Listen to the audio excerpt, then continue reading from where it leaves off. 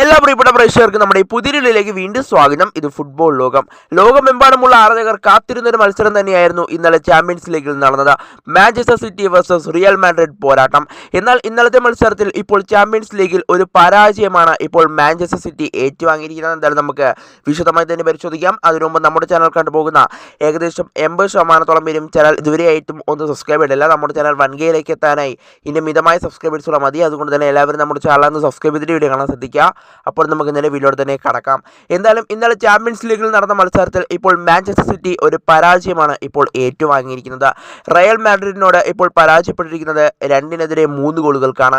Erling Haaland എന്ന് പറയുന്ന Manchester സിറ്റിയുടെ സൂപ്പർ താരം ഇന്നലത്തെ മത്സരത്തിൽ ഇരട്ട ഗോളുകൾ നേടിയെങ്കിൽ പോലും മാഞ്ചസ്റ്റർ സിറ്റിക്ക് വിജയിക്കാൻ സാധിച്ചില്ല എന്നത് ഏറ്റവും സങ്കടകരമായ ഒരു കാര്യം തന്നെയാണ്. കൂടാതെ റയൽ മാഡ്രിഡിന് വേണ്ടി സൂപ്പർ താരമായ കിലിയൻ എംബാപ്പെ അടക്കമുള്ള താരങ്ങൾ ഗോൾ നേടിയതും നമ്മളിവിടെ എടുത്തു പറയേണ്ട ഒരു കാര്യം തന്നെയാണ്. എന്തായാലും പ്രീമിയർ ലീഗിലെ കാര്യം നോക്കുകയാണെങ്കിൽ മാഞ്ചസ്റ്റർ സിറ്റിക്ക് ഇപ്പോഴും ഒരു ദയനീയമായ അവസ്ഥ പ്രീമിയർ ലീഗിലും തുടരുന്നുണ്ട്. അവർ നിലവിൽ ഇപ്പോൾ ഉള്ളത് 5ാം സ്ഥാനത്താണ്. എന്നാൽ ചാമ്പ്യൻസ് ലീഗിലും അതേ അവസ്ഥയിലാണ് ഇപ്പോൾ സിറ്റി ഉള്ളത് എന്ന് തന്നെ നിലവിൽ പറയേണ്ടി വരും. 2-3 ഗോളുകൾക്കാണ് ഇന്നലത്തെ മത്സരത്തിൽ ഇപ്പോൾ സിറ്റി പരാജയപ്പെട്ടിരിക്കുന്നത്. എന്തായാലും റയൽ മാഡ്രിഡ് ഇന്നലത്തെ മത്സരത്തിൽ ചാമ്പ്യൻസ് ലീഗിൽ അങ്ങനെ മാഞ്ചസ്റ്റർ സിറ്റി ഇപ്പോൾ തകർത്തിരിക്കുകയാണ് റയൽ മാഡ്രിഡ്. ഏതായാലും എംബാപ്പെ ഗോൾ നേടിയത് റയൽ മാഡ്രിഡിൻ്റെ ആരാധകർക്കൊക്കെ സന്തോഷം നൽകുന്ന ഒരു കാര്യം തന്നെയായിരിക്കും. എന്തായാലും സിറ്റിക്ക് വേണ്ടി ഹാലൻഡ് ഇരട്ട ഗോളുകൾ നേടിയിട്ടും സിറ്റിക്ക് വിജയിക്കാൻ സാധിച്ചില്ല എന്നത് ഫുട്ബോൾ ആരാധകരെ സംബന്ധിച്ച് വലിയ നിരാശ നൽകുന്ന ഒരു കാര്യം തന്നെയാണ്.